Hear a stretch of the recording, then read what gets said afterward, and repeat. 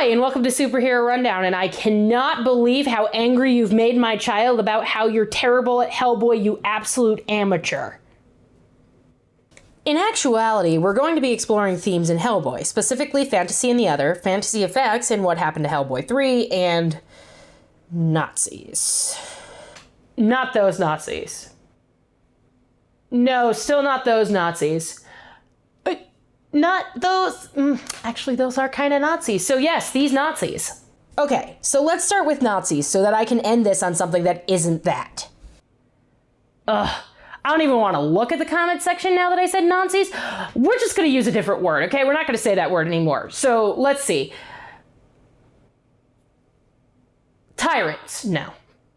Autocrats, no. Totalitarians. Well, Stalin was a totalitarian, but he wasn't a fascist. Well, technically he was a fascist, but not in that way. Anyway, look, we're going to go with tyrants because that's the best way to describe all of them. Anyway, so Hellboy actually has quite a lot to do with tyrants. For one thing, the tyrants in the movie are actually responsible for bringing Hellboy into this world. For another, this is obviously a different timeline of World War II. I mean, if Hellboy were running around today, someone at Area 51 would have discovered that last month. So in Del Toro's Hellboy, the bad guys turn on the weird science-y machine and they get Hellboy out of a portal with the help of Rasputin, who apparently decided that working for Hitler was a great idea. But remember, this is for science. So that's what's important here. Speaking of tyrants, I love this line in the movie. 60 years ago, they tried to destroy the world. They're back. In my lifetime, they're back. I mean, it's a great line, but... I mean, I'm pretty sure that's not actually supposed to mean that they're back. I guess we really are in the Hellboy universe. Speaking of, did you know that those tyrant guys had a thing for occult science? I'm serious. Actual articles have been written on the subject. Academic ones. How prevalent was it? Well, in 1952, film critic Lottie Eisner blamed the rise of tyrant guys and their ideology on mysticism and magic, the dark forces to which Germans have always been more than willing to commit themselves, on the eternal attraction towards all that is obscure and undermined, on a weird pleasure in invoking horror. To understand where she's coming from, let's back up to the 19th century where historians said, there was nothing inherently anti-modern, proto-fascist, or illiberal about the late 19th century renaissance of occultism. On the contrary, these scholars contend that practices that one might now condescendingly call esoteric or pseudoscientific were, in fact, highly modern, malleable, and intrinsic to the way educated Europeans responded to the onrush of modernity. Okay, so what I'm saying is, it isn't weird for the tyrant guys to have a boner for the occult, and by extension in this film, summon Hellboy for the world domination plot in this timeline that doesn't go anywhere and goes terribly wrong for them. Occultism was so prevalent in the regime that by June 1941, nearly every major player was involved in a lively debate regarding the role of occultism and the need for public enlightenment or education in the country. They included Hitler, Bormann, Goebbels, Himmler, Heydrich, and Rosenberg, who happened to be the chief ideologist of tyrant guys. As such, occultists were not targeted for arrest, detention, or murder. They didn't fall into the categories of Jewish, Romani, asocials, disabled, mentally ill, or even communist. Even after the outbreak of war, the regime showed surprising tolerance towards occult ideas and practices. They even used these ideas and practices for policy as well as propaganda. Actually, it was so prevalent that Himmler and Hitler wanted to prevent the imminent breakdown of Western civilization, in the conquered East European territories at least, by means of precisely those methods that they imputed to the Judeo-Bolshevists. Try to eliminate the national carriers of intelligence within a few years in order to make the peoples ready for a lot of permanent slavery and oppression. Basically, they were so concerned with the breakdown of civilization in Eastern Europe, and that led them to use occult propaganda to get rid of smart intellectuals and other undesirables who were unsuitable for permanent slavery and oppression. I f***ing hate these guys. Eventually, many astrologers, diviners, and clairvoyants lost their ability to practice their craft, publishing things on the occult or to organize themselves freely. And though it was banned, practicing occultism didn't put you on some list of suspect activities, which included things like engaging in egocentrism, communist agitation and internationalism, failure to give the Hitler salute or accept absorption into the Nazi Party associations, a refusal to do military service or work in military industries, the promotion of faith healing, and of course support for homosexuality and the denial of Nazi racial doctrine. So they would get me on everything but faith healing. Thankfully, I live in the 21st century where it's marginally better. I mean, the racist president is apparently mad that they're nailing him for talking about a rich white guy's white son to a foreign government in an effort to interfere with the next election, which is illegal, by the way. Depressingly topical. Why is all this relevant to Hellboy? Well, it has basis in fact. After Hess absconded to the United Kingdom to broker a peace deal, and yes, that also actually happened, Borman had sent a circular to tyrant official guys where he lamented the persistence of occultism in the country and in the party. Confessional and occult circles have recently attempted to spread confusion and insecurity among the people through the conscious dissemination of miracle stories, prophecies, astrological prediction of the future. Hell and the devil, purgatory and the apocalypse are systematically portrayed in all their horrors to the population. Hell and the devil. It's almost like the guy who wrote the comics and did the movie actually did their research.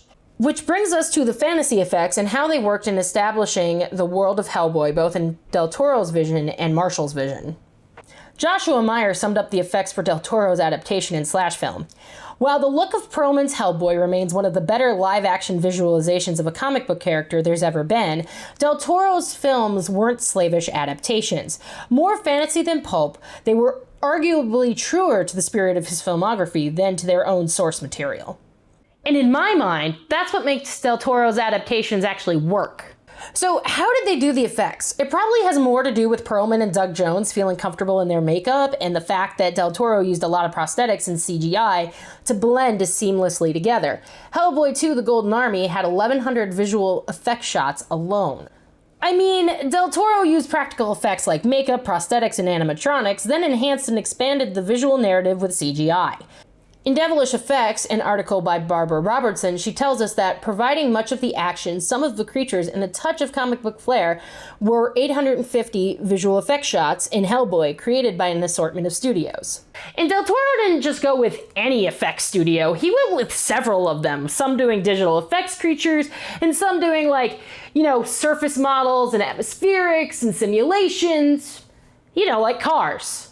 Del Toro shows that he knows what he's doing within the first 10 minutes of the first Hellboy movie.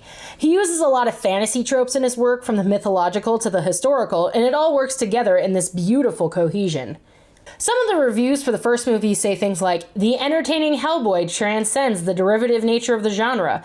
Hellboy is engaging, but it's got a lot more boy in it than just hell." And my personal favorite, and in Ron Perlman, it has found an actor who is not just playing a superhero, but enjoying it.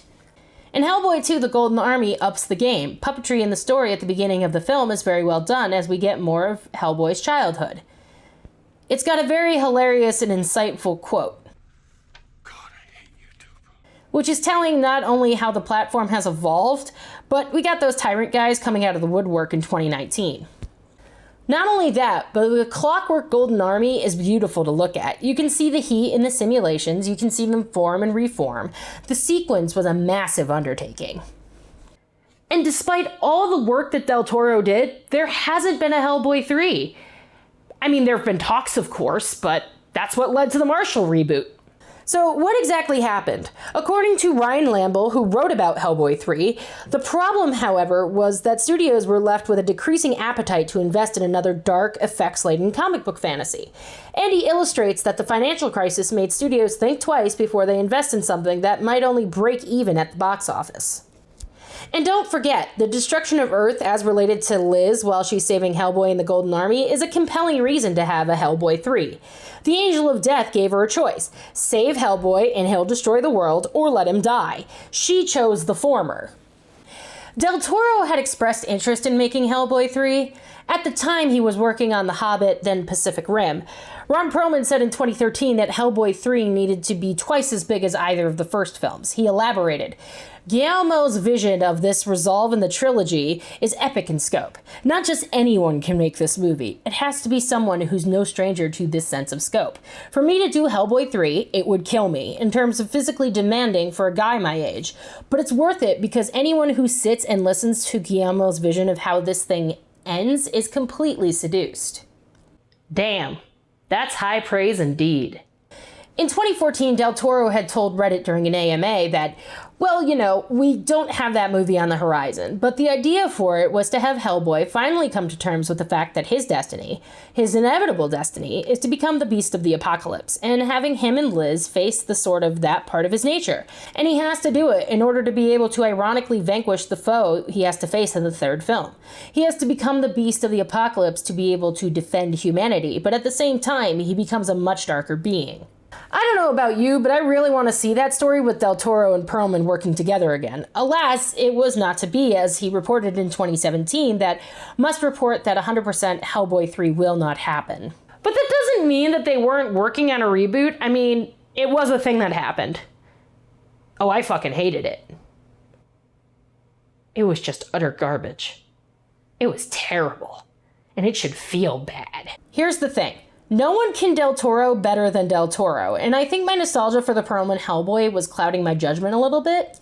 However, that doesn't excuse this simple mistake in the first 5 minutes that took me out of it. The year is 517 AD, known as the Dark Ages. Okay, first of all, no the hell it was not. The earliest the Dark Ages could have been was the 5th century, which is actually the 600s, and could be as late as right before the Renaissance. But scholars with a history degree, myself included, have yet to reach a general consensus on the actual definition of the Dark Ages, but it sure as hell wasn't at 517. Then they did another stupid thing that took me out of the movie. Vivian Nimue. In Arthurian legends, they're usually two different people. Vivian is the Lady of the Lake, and Nimue is usually a different priestess who lures Merlin to his death or some variation thereof.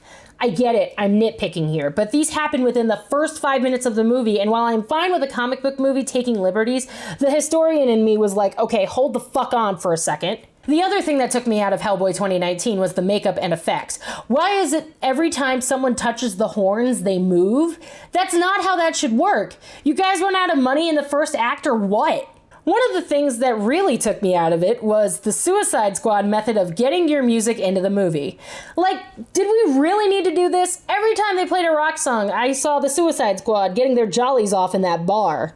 The acting from everyone except the ghost of Lobster Johnson was flat. Lobster Johnson was played by Thomas Hayden Church of George of the Jungle fame. That's how I remember him from my childhood. The evil bad guy from George of the Jungle, when Brendan Fraser was super hot and everybody wanted him, and he was in The Mummy and The Mummy Returns and Mummy, the Tomb of the Dragon Emperor, even though the third one didn't really need to exist. And then they rebooted it with Tom Cruise and it was what the fuck are you doing? Anyway, that's how I remember Thomas Hayden Church from my childhood. He's from George of the Jungle. Not to mention the CGI. It's terrible, and I would really prefer practical effects if this was our consolation prize of a movie. The fight scenes are so bad. Not the worst in cinematic history, but pretty close to it. The only saving grace of the film, aside from Lobster Johnson, is Alice. She's a nice addition, and I like her a lot. What upset me the most about the movie wasn't even any of this. It's the fact that they were seemingly trying to expand on the Golden Army's thesis of men versus monsters without any of the nuance, and Hellboy was just yelling and not actually trying to figure anything out.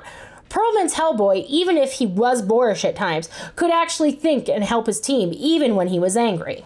Side note, in the film they say that Arthur was buried in St. Paul's Cathedral, when, according to legend, he was actually buried in Glastonbury, you absolute twits. So how did this turn out for critics? Not very good. A lot of them actually didn't like it when they had panned Del Toro's films. For example, bereft of the imaginative flair that made the earlier Hellboy so enjoyable, this soulless reboot suggests Dante may have left a 10th circle out of his inferno. Yeesh, that's pretty bad. The Hollywood Reporter's John DeFore said, Neil Marshall's Hellboy isn't lousy because nobody wants it, nor only because it fails to live up to both its big screen and printed predecessors. It's just lousy. But Variety called attention to the one thing about this reboot that made me want to include this discussion in the essay.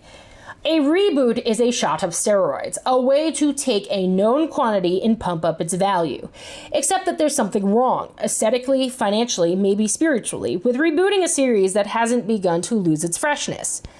Fans were invested in Ron Perlman as Hellboy, and they were invested, maybe more than ever, in the lore of Guillermo del Toro's pop art vision. Reboot culture in this case becomes a syndrome at once greedy and naive, a form of capitalist self-sabotage. Which leads me back to the Golden Army and that elemental fight. It's beautiful. It doesn't pull punches, and it delves into the premise of the Golden Army, Hellboy and the Other. We don't even see the entire elemental in one frame, only glimpses of it. But after the fight is what's more telling. The public sees Hellboy as a monster just like the elemental itself. It's the Other, and they don't want him. He's different. He's treated differently. He's feared, even though he has cats. I mean, I get it. I have cats too. Maaheen Ahmed, in their article State Protection and Identification in Hellboy, states that while the pariah status is not unknown to superheroes, monstrous superheroes are rare. Even alternative heroes like the Sandman or the Swamp Thing, in their varying embodiments, were once human. I think it's very telling that out of the most popular monstrous heroes we know about, Swamp Thing, the Hulk, Fin Fang Foom, and Hellboy, only Fin Fang Foom, who is an alien dragon, and Hellboy, an actual demon, have not been human at one point or another. They don't understand the humans from a human perspective. Actually, if you want to get technical, Hellboy can allude to immigrants who can never, on grounds of their appearance, be fully integrated into the United States. Ahmed elaborated on this by explaining, as a creature assimilated into humanity, and more specifically, American culture, Hellboy also negotiates the binaries of self and other by adopting American principles and values. Hence the cats, and the cigars, and the oh craps when something bad happens. Actually, if you really want to think about it, Hellboy isn't just an allegory for the Other, as it is implied he was raised in the United States by the Professor. He can also be an allegory for minorities who are supposed to have rights in this country but are often ignored, jailed, or gunned down for no other reason than their otherness. Black people being gunned down by cops because of their skin color.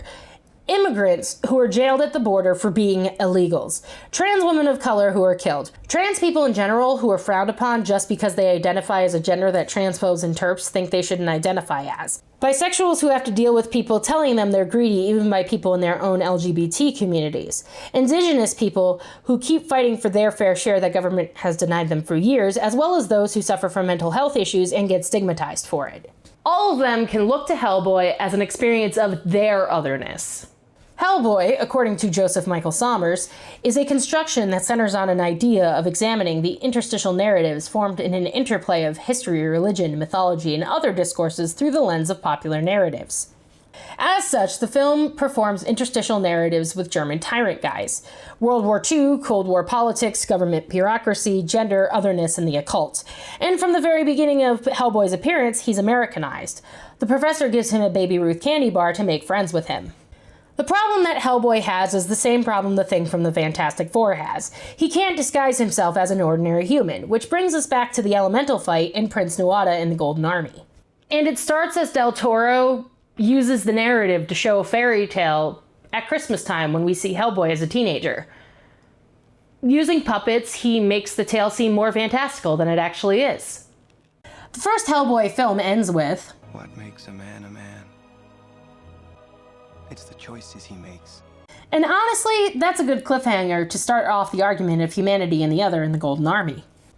Tony M. Vinci wrote a fabulous article entitled Remembering Why We Once Feared the Dark, in which he explores the story between Nuada and Hellboy in the Golden Army. He tells us that, in our post-contemporary present, representations of otherness in fantasy narratives not only embody psychological perspectives, but often represent cultural forces and ideologies. So in this way, Hellboy represents the American normal, and Prince Nuada represents the critical voice of the other. Vinci explains that as an idealistic anti-villain, Nuada characterizes what we might be losing in our culture, the privileging of an internal life of intellectualism, social and ecological responsibility, and critical idealism. Del Toro seems to use Nuada as a pleading voice, begging us to not let these qualities fade from our definition of the term human and be replaced by a vulgar pragmatism based upon capital. So what Nuada actually means is eat the rich. I mean, Nuada doesn't like the materialistic thing we got going on when he gets the crown from the auction house and kills all those people. And the auction house is usually where one goes to get materialistic goods, both art and other cultural artifacts. Vinci explains that Nuada transforms Hellboy's perspectives and actions, demonstrating within the narrative the practical efficacy of this critical idealism. Nuada's actions drive Hellboy to leave the BPRD with his friends at the end of the Golden Army after Nuada's death, and both of these guys represent different cultures, elven and human, as the story unfolds. If you think about it, when Nuada confronts his father and brethren, the elves look honorable and sincere, not to mention pretty in tune with their surroundings. Humans, when they confront Hellboy, clearly represent fearfulness, greed, and ignorance of their surroundings. Vinci touches on this idea I really identify with. This ideological tension between the elven and human cultures defines what's at stake in the film and illuminates Hellboy's internal struggle. Should he or anyone continue to work for a government and ideology that privileges uncritical obedience to normative culture and vulgar pragmatism, or to attempt to transcend culture and by doing so transform it? Which harkens back to those marginalized groups I mentioned earlier: trans people, people of color, LGBT, women, basically anybody who's not a white guy. When Nuada dies, a piece of the world dies with him. Del Toro doesn't allow Nuada to win, implying that humanity is falling further into greed, ignorance, and hatred. And we've seen that with this administration, Brexit, the Boris Johnson thing, the Amazon burning on purpose, and the Dakota Access Pipeline. The only exception to humanity is the Professor, who has the idealistic qualities of the elves as evidenced by his treatment of Hellboy from the very beginning. And this returns us to the elemental fight. Vinci explains, though, instead of depicting humanity's greed, this scene explores how its acceptance of capitalist ideology inspires existential emptiness and unawareness of its ecological or cultural crisis. Hellboy reluctantly kills the elemental, the last of its kind, to save the lives of the human bystanders, and they repay him with distrust, hostility, and violence, revealing their egocentrism and inability to accept difference. What is more troubling than their treatment of Hellboy, however, is that the intense beauty of the elemental's death, undoubtedly the most inspired scene in the film, is lost on them. And with the climate change debate raging and people wanting this 16-year-old girl to lead us when all she wants to do is go to school and hang out with her friends, the elemental's death is lost on them too. Vinci goes even further. Del Toro's human characters embody this unwillingness to see beyond the mediocrity of the present. They are too absorbed in their own xenophobia and anthropocentric self-interest to experience or appreciate the momentary transformation of their world. And when the elemental dies, it becomes a myth, something that no longer exists and a thing from the past. The most interesting thing about the elemental is that it doesn't look like a monster. It's a humanoid with a cerebral heart. This phrase indicates precisely what the humanity of his film has lost: the ability to base its thinking on emotion or morality, Vinci writes. Just like Killmonger with Black Panther, so too does Nuada transform the hero. Hellboy chooses to leave the government. Black Panther opens his nation of Wakanda to the world. We'll get to Black Panther eventually, I promise. And Vinci hits the nail on the head about what really makes Hellboy heroic. It's not his actions, it's his choice not to be evil. And a lot of people have failed at that decision between good and evil because of greed, materialism, or ignorance. Vinci exposits on this by saying, the fact that Del Toro introduces Nuada initially as part of a myth is significant in that it suggests that his perspectives are part of those that are meant to instruct or remind, but that they are fading or have faded. In the myth, he is a savior, a Christ figure that will return when the earth most needs him. That we see him return at our historic moments suggests powerfully that the qualities of the elves are fading from our own lives, and like other anti-villains, it is Nuada's position in the film to criticize the status quo, and perhaps even tell the audience exactly what they do not want to hear. When Nuada stabs Hellboy, it's close to his heart, which triggers Liz to bring him to the Angel of Death, which is probably the most Del Toro thing in this entire movie. This decision forces both Liz and Hellboy to make decisions that are vastly more complicated than maintaining the status quo. Hellboy and Liz now have to have a more complicated, idealistic worldview to help the world if that's what they choose to do. Vinci's final point that I like is this: Traditionally, Hellboy's rejection of his demonic destiny and his acceptance of a working-class identity have been valorized. However, Hellboy 2 questions this interpretation. Considering the film's depiction of humanity, it is possible that he has only switched one version of evil for another by becoming complacent and accepting blindly Western norms as innately human. As the film demonstrates through Nuada, the blind adherence to the status quo destroys part of what it might be to be human. In this way, Hellboy's acceptance of these values may be the key to how he metaphorically ends the world. Therefore, by having Hellboy leave his job and his cultural role, the film encourages a redefinition of how one becomes human. Hellboy is a study in otherness, but it is also a fantasy, with German tyrant guys. But that was in the comics, so at least staying true to the source material. I'm tired.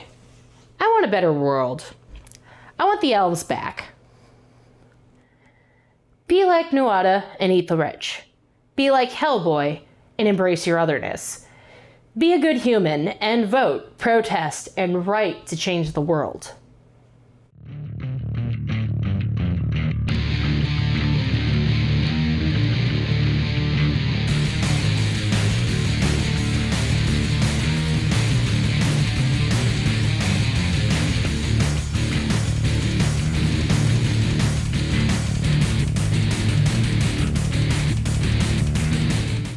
Look at how angry she is.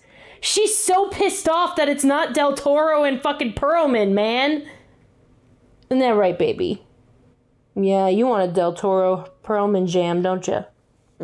Yeah, see?